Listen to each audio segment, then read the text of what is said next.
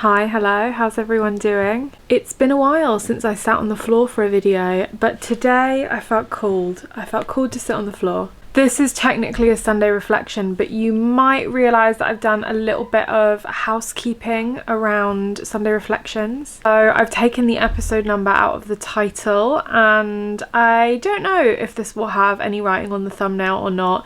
It was just something I wanted to do a bit different stylistically. I just wanted to keep it really simple. I've been on YouTube for just over a year now, so I mean, everyone expects content to change, content to evolve, messing around with my style, how I do thumbnails, etc. So for all intents and purposes, this remains Sunday Reflections. This will be uploaded on a Sunday, but I'm just not giving it a title in the thumbnail or the title. If that makes sense, this will still be my Sunday upload. Someone in my previous Instagram question box asked me about hobbies. If you've been with me a while, you'll know I'm a woman of very many hobbies. I collect hobbies like it's going out of fashion. I've thought about this a lot for years, but you know that kind of classic icebreaker, tell me about yourself question, and the default is for people to talk about their work, right? You say your name, your age, your work. Some people will even say something a little self-deprecating. A few years ago I realised I didn't really have much to say, or I felt like I didn't have much to say, and I just made it kind of like a personal challenge to myself to always have an answer ready for that, you know, or like a multitude of answers. Not that our hobbies make us who we are, but if I'm asking someone to tell me about themselves, I don't really care to hear about work. For me, talking about someone's job, like at great length, is not that interesting. And I know that sounds really awful because it's only really as interesting to me as the person's job is. But when I'm like getting to know someone, I don't often want to talk about their work. Like, I just think we all have so much more to offer than our jobs. Obviously, you will come across people who you find their job more interesting than like other people's jobs, so you will want to talk about it with them. But some people's friendships are like completely founded on the basis that they only talk about work. Obviously, with work colleagues, that makes sense. I just think there's so much more to people and life. Like, we're all so much more interesting than that. So that's why I made it like a bit of a personal mission to be like, I need to figure out who I am outside of talking about my job. So when someone ever's like, oh, so what do you do? You know, when people say, what do you do? I know that means talking about work. But if someone asks me, what do? I want to be like, oh yeah, I practice yoga. Oh yeah, I crochet. Oh yeah, I love playing golf. I'm an avid golfer. I'm none of those things. I want to be able to have that conversation with someone and for someone to feel the enthusiasm that I portray about that subject. So that's why I kind of made it my goal to be able to talk about myself confidently, clearly, when someone asks me, tell me about yourself. Hobbies do not define a person, but I think it's a much more interesting insight into someone's personality, life, etc. than finding out what they do for work. Some of my hobbies include, but are not limited to, reading, which you've probably picked up if you already follow me, yoga, gaming, both PC and console, although I've been slacking on both of those for quite a while now, baking and cooking. I'm a very amateur, like, home cook, I would say. Personal style, if we can call that a hobby. Really a huge part of the wellness sphere becomes a hobby for me. So holistic and herbal remedies, teas and tisanes. I love journaling. I love anything that's in the wellness space. Naturally, there's a huge ebb and flow with those hobbies. So I've read pretty consistently, well, very consistently, and that, would I say, has been my primary hobby for the last 3 years. My yoga practice I was doing for about 2 years pre-pandemic, fell out of it for about 3 years, and have probably been into it for maybe the last 1.5 to 2 years. I know the math isn't quite mathing there, but that's kind of a rough timeline. Gaming, I've been gaming all my life, PC and console. I rediscovered and rekindled my love for gaming in the pandemic, as did a lot of people with a lot of hobbies, and I was doing that about consistently for 2-3 years. I was on Twitch, and now I probably am at the stage where I don't even game once a week. I try to game at least once a week because I love it, but yoga and reading have taken up a lot of my time, especially now that I have so much content creation in the mix of my schedule with YouTube and TikTok. I would say content creation is a hobby that I've somehow neglected off the list, because that I think is probably my biggest hobby alongside reading. Some people might class it as a career, but I would say all of everything that I know about content creation for now is self-taught, and that definitely falls into the hobby realm for me. I taught myself how to edit my own videos. I taught myself how to use my camera.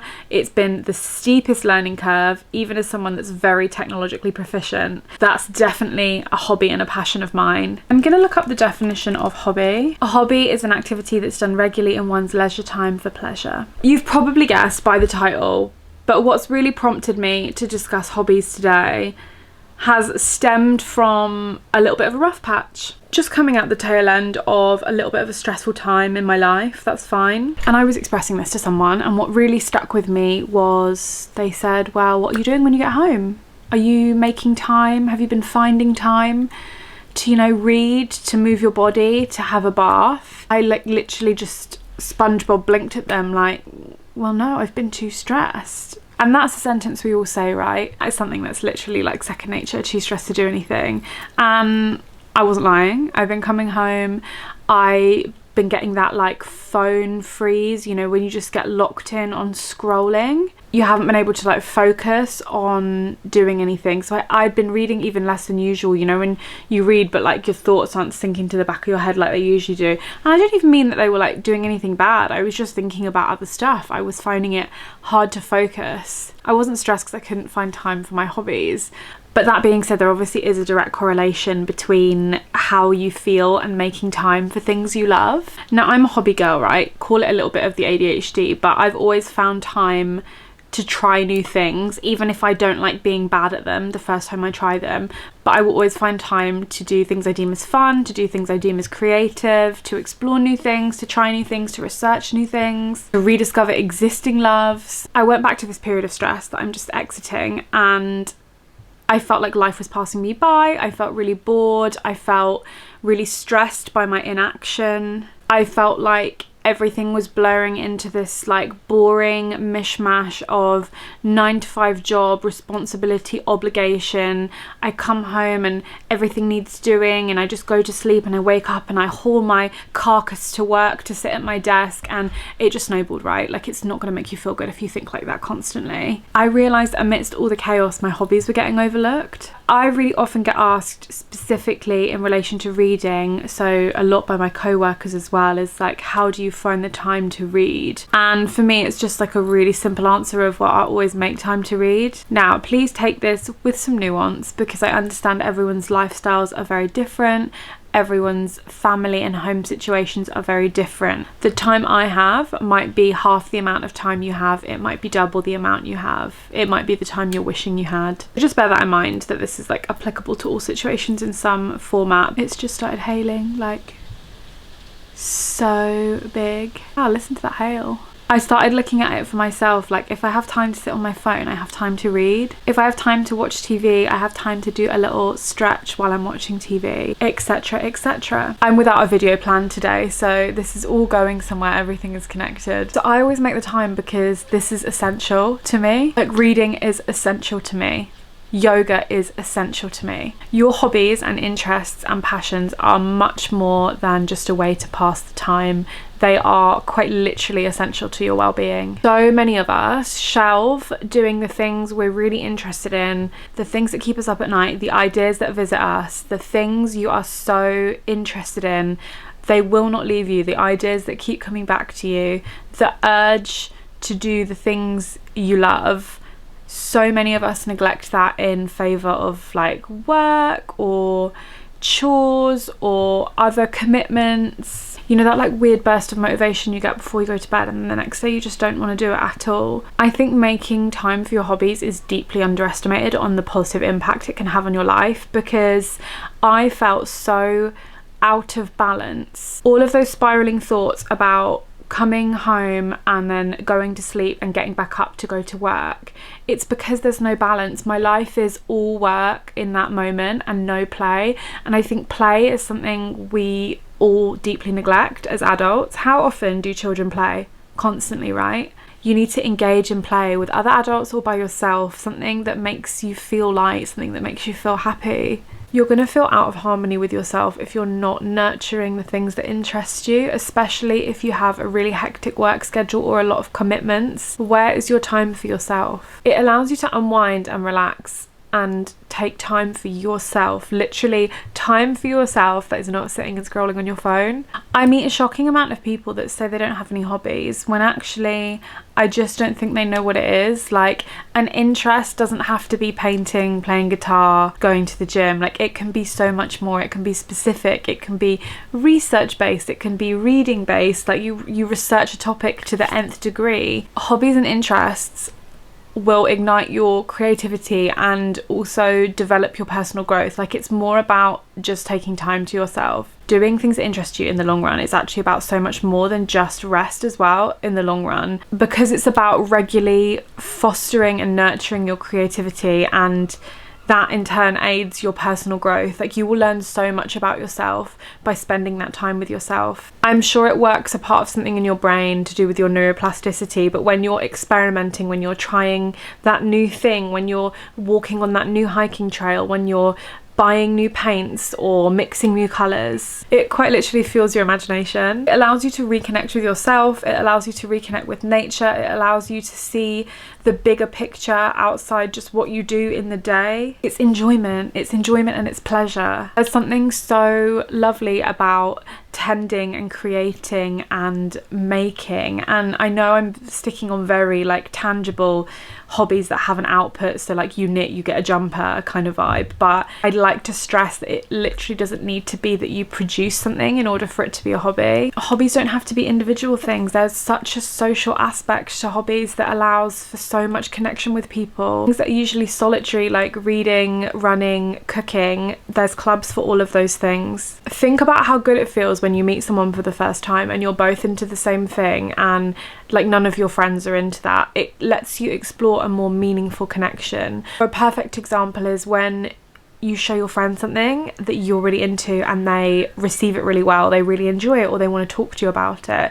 That's creating a more meaningful connection with people around you instantly. Isn't it just so divine when someone talks about something they're passionate in and their whole like physical demeanor changes? They're lit up from within, they are talking 1,000 miles an hour, they could talk forever about it, eyes light up, their body language changes. It's connection, it's shared experience. Whether you're doing something by yourself or as a group, it allows for community and collaboration and meaningful shared experience. It brings people together, and that in turn I think can make you feel more like you have a purpose. I think a lot of people are intimidated by starting something new because it involves a certain element of being vulnerable. So for me, when I did yoga the first time round, my crutch was always going to a class with a friend, and if the friend wasn't going, I wouldn't go by myself. COVID came and went, the classes looked very different. I didn't have the same routine, so me and my friends couldn't go anymore. And one of my goals my whole life has been to become a yoga teacher. I don't know when that's going to happen, down the line. It will be a later life plan for me.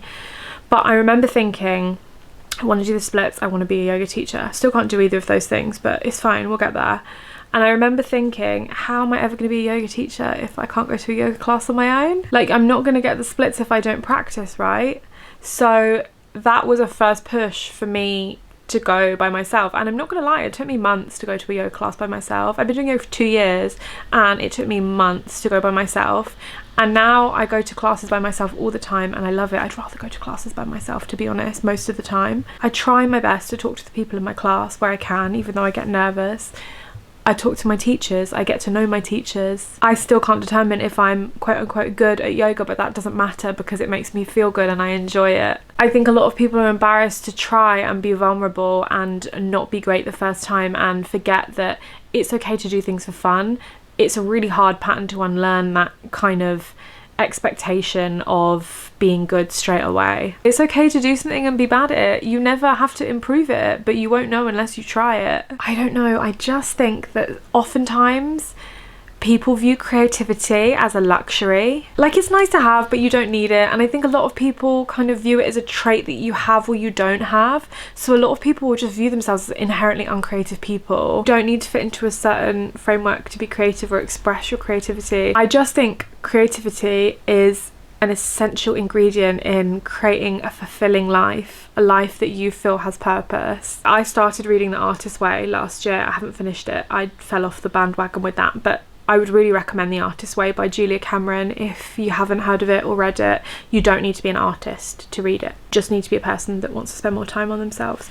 But there was a quote in it that really resonated with me, and I'm going to read it to you. This knits into what I was saying about how creativity isn't a luxury, it's like an essential part of what you need. People view themselves in a certain kind of way as being like a person that can't do this or can do this. Julia Cameron says, "But do you know how old I will be by the time I learn to really play the piano / act / paint / write a decent play?"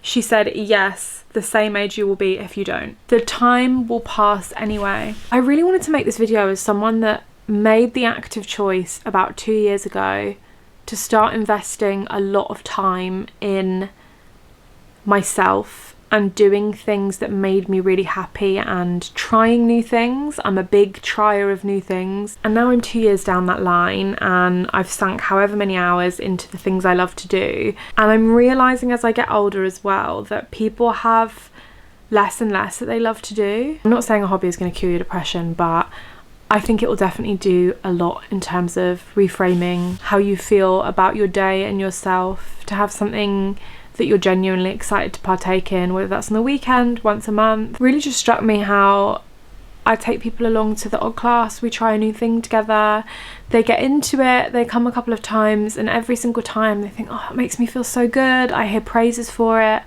and they don't go back. I just noticed that people don't do things that make them happy. There's so much stuff out there that you can do that's free. I feel like I've rambled long enough and I'd love to hear your thoughts on this. But if you have one takeaway from this video, it's that maybe next week just take an hour.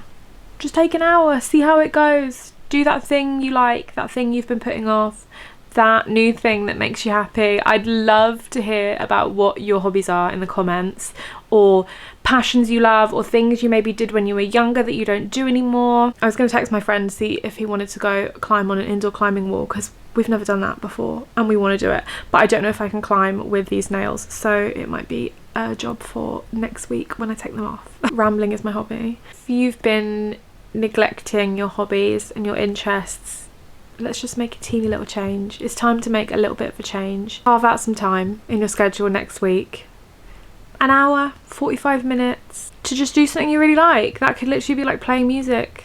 You just have to listen to music, go for a walk, watch a film you really, really love, read the reviews about it after, do a little drawing exercise on YouTube, try a new recipe. My old rule used to be every Monday I would bake a recipe I've never baked before, or I'd cook something I've never cooked before. Get down to the library. Do a puzzle. I appreciate you so much for listening to me ramble on. I hope that this video resonated with you. I upload Wednesdays and Sundays, and thank you so much. I will see you on the next video.